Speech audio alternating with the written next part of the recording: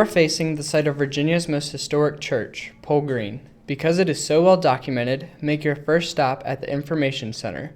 There, you can see a more in-depth video on the history of the church, as well as how the exhibit itself was created. You can also pick up a pamphlet with directions to a guided tour via your cell phone. As you pass the Visitor Center, you will see an informational board where you can find more about the church's founders, a map of the site, and important dates in Pole Green's history. For example, in 1748, when young Patrick Henry attended Pole Green with his mother, and also when the church was destroyed in 1864. In Virginia, the Anglican Church was the established church. All other religious groups were discouraged and harassed. However, in 1740, Samuel Morse was licensed to begin 4 reading houses for family and neighbors to gather and practice a non-Anglican approach to Christianity. It was not allowed to be called a church when it began because Presbyterianism was not an accepted religion at the time. However, in 1739, during the Great Awakening, the colonists realized that they had the power to make their own religious decisions, rather than following those of the Church of England. In 1748, Samuel Davies, a Presbyterian minister, became the minister of the 4 Morris reading houses.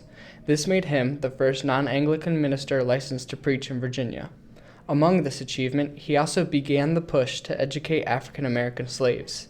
Davies also had no peer as an orator in his lifetime. This required Davies to teach himself how to speak. As you continue from the information board, you will see a walkway leading to the Union flag.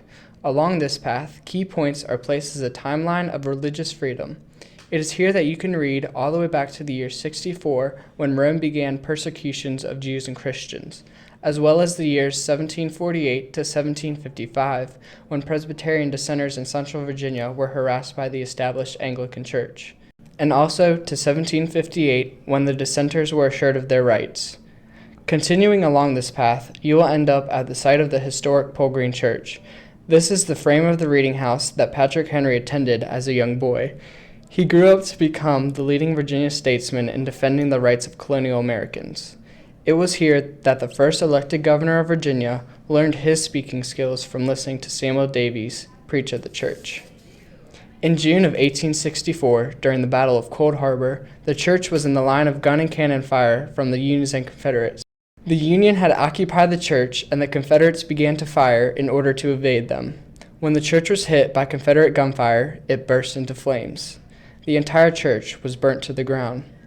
It wasn't until 1990 when the historic Pole Green Church Foundation began to work on the site. In order for the site to be built, several houses had to be moved from the area. The foundation was granted 3 acres of land at first. Now, over 110 acres have been preserved.